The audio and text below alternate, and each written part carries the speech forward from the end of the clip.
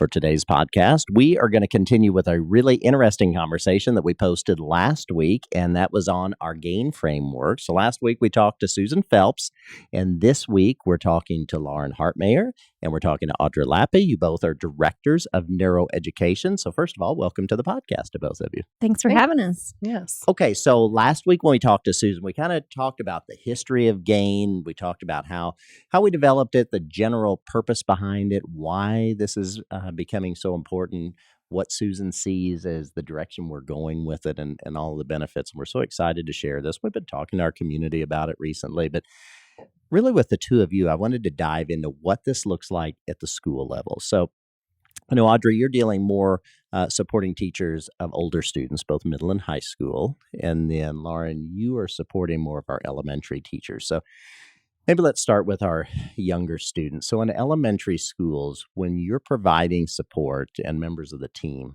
are providing support to teachers, first of all, why? What is happening? How are we helping our classroom teachers, which we know is going to ultimately help our students?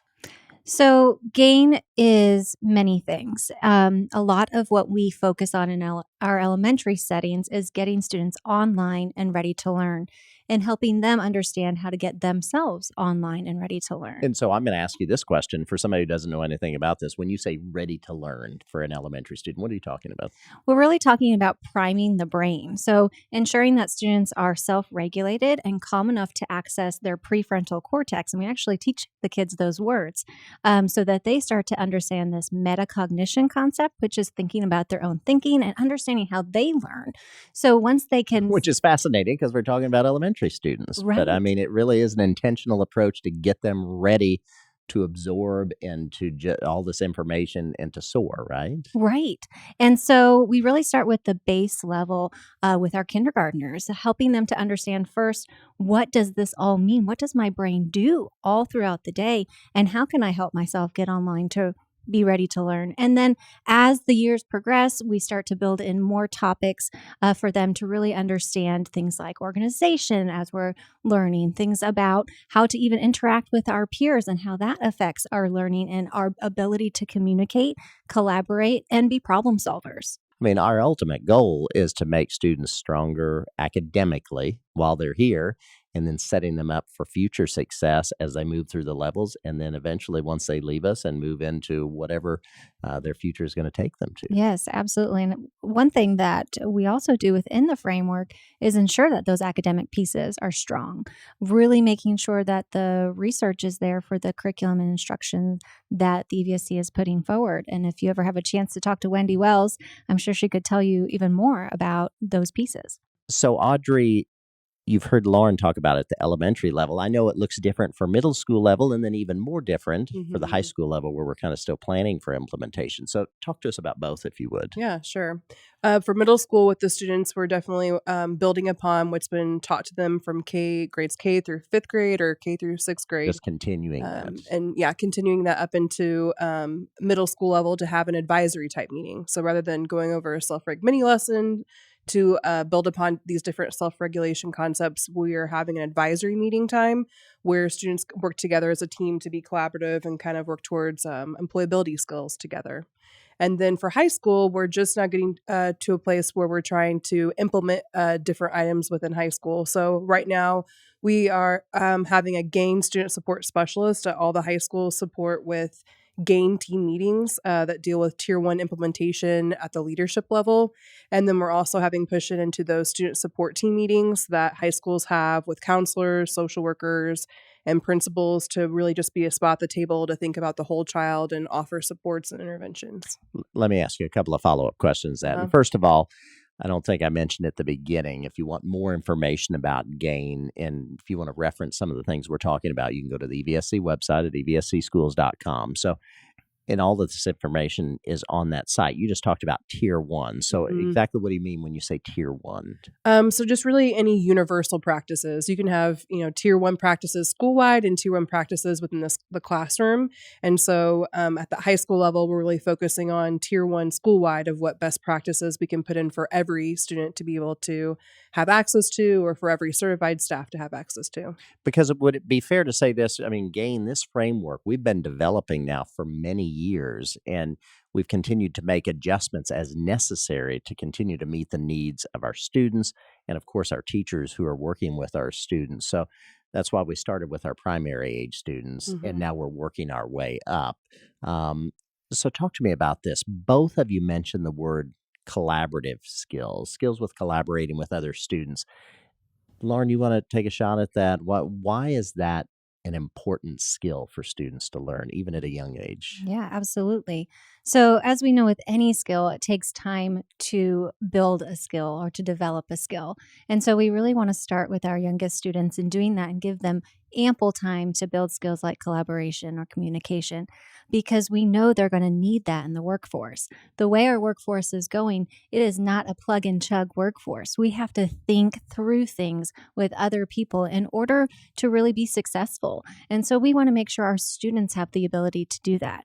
And so when we help them think through how to work with others and how to regulate their own emotions, we're helping them step by step gain that skill. Am I right in saying, and for some reason, I'm thinking of this more with older students, although Mhm. I know it's benefited too with our work with younger students, but we've even worked closely with employers to find out the skill sets their future workers or their current workers need so that we can then go back and make sure that we're helping to develop those skills in our students, right? Right, absolutely.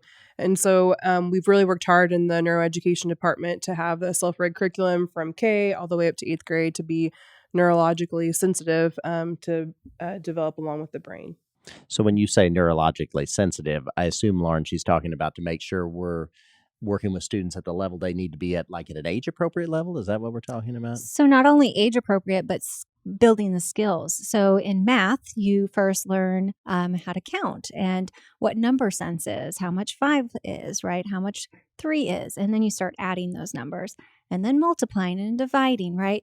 And then go into deeper concepts. And so, the self reg curriculum follows that same type of sequence where we're starting from the bottom and building up to the next skill. So, that's something different that we do here in the EVSC that's not available in other places so that students can really benefit to the highest to their highest potential. Because really, some of the skills we're talking about, there could have been a point in time where in the field of education we would have thought, what you either have that skill or you don't, right? But we're actually being very intentional to teach these type skills like persistence, like grit, like determination. Absolutely. Helping students understand the growth mindset set concept. We're not just going to give up because we can't do something right the first time, but we can regulate our bodies, give it another try, and we're going to get better and better. And we know that through something called neuroplasticity, which is another big word that we teach our kids. And they know that that means our brain can change throughout time. And the more we practice something, the better we get at it. So, really, not only just giving them this big idea, right? But having the science to back that up, right? And helping kids understand that science in a way that they can understand it. I want to ask you for both of your takes on this when you think about developmentally the different ages of students. So, one of the things we talked about with Susan last week was just helping students understand that they have to learn concepts that could be challenging. They have to keep pushing through. They have to develop that sense of persistence. They can't get frustrated and give up. And then Susan talked about how that same skill set, whether you're in school or whether you're in the workplace one day, that is going to pay great dividends. So for both of you at the different levels of students we're talking about, how do you see that improving with the work we're doing with GAIN?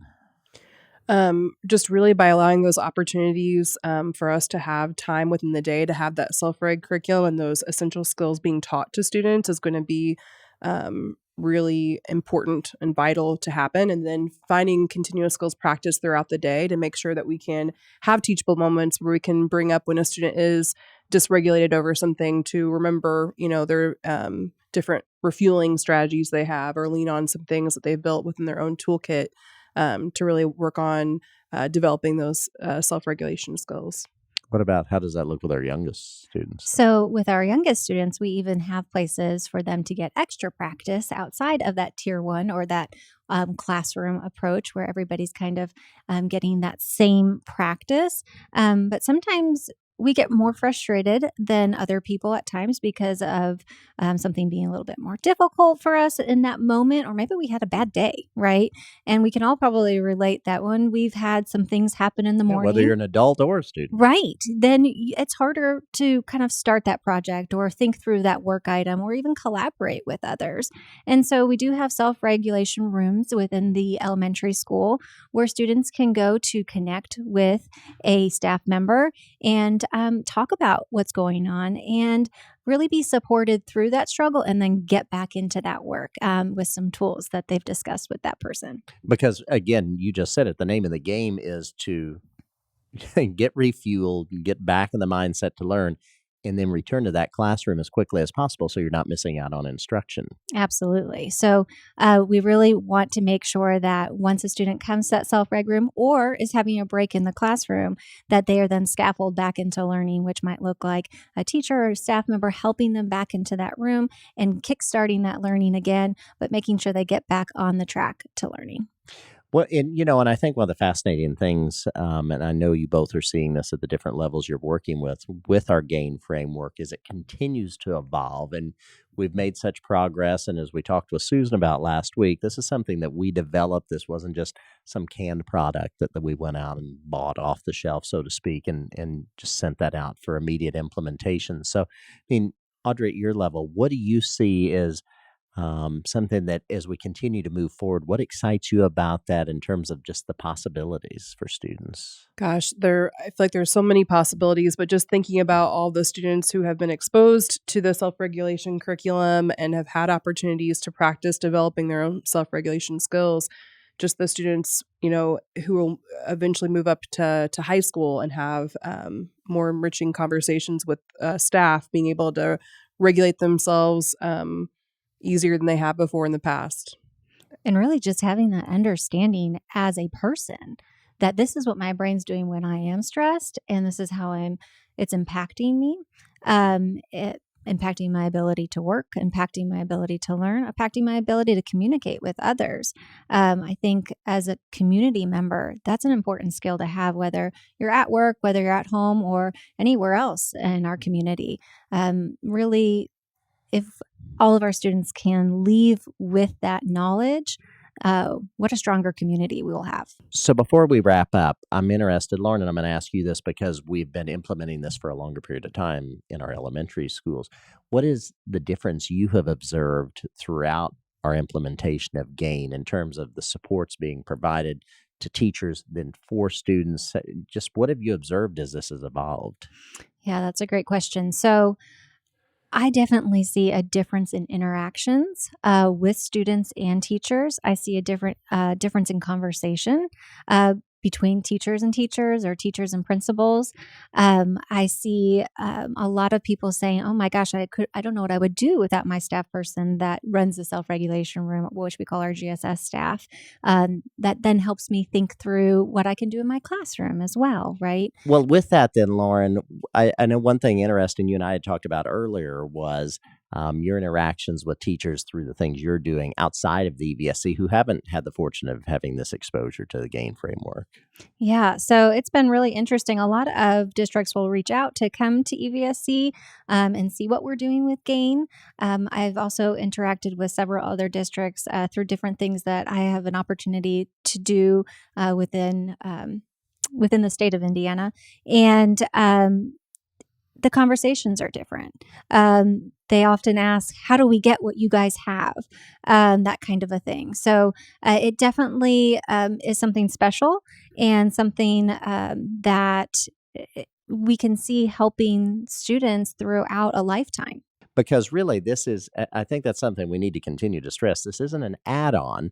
This really is ingrained with the learning taking place with teaching and instruction and learning, correct? Yes, it's all about how the brain works, how it takes in new knowledge, is able to form new skills, and really how we work and interact with one another. So it's really about the brain and how we can improve the education of our students by knowing about those practices and understanding that science. And then, Audrey, I want to wrap up our conversation with you because I know, again, it looks a little different with our older students and as we've been on the schedule of implementation. So, what are you looking forward to as we continue to move through the years with GAIN implementation with our older students? Really just being able to make connections for staff, teachers, administrators on the academic piece within GAIN and how that's all infused together to really support students to their fullest potential. Okay. And what about with our younger students? What are you looking forward to as well, Lauren? I look forward to them entering middle school and high school with the skills that many don't enter middle school and high school with, right? Being equipped to deal with challenges, both academic, social, emotional challenges, and having people to reach out for or reach out to, and knowing they have people to reach out to that can help guide them through those challenges. Okay, perfect. Well, we're going to wrap up our conversation there. Again, just want to remind anyone who's watching or listening to this that you can go to evscschools.com. We've got lots of information on GAIN. We even put together a book recently. You can flip through the book, but beyond that, there's a lot of information posted because we really are excited about this work. We want to continue to share, and as we have more information, we'll be placing it there as well. So, Audrey Lappe and Lauren Hartmayer, thank you for taking the time to talk to us today. Thanks so Thank much. you.